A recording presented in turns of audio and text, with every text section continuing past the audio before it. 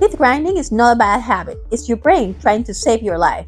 When your airway collapses during sleep, oxygen drops. Your brain responds by activating your jaw muscles to thrust the jaw forward, reopening the airway.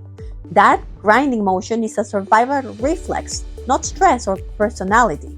If you are breaking teeth or waking with jaw pain, your brain may be screaming for oxygen every night.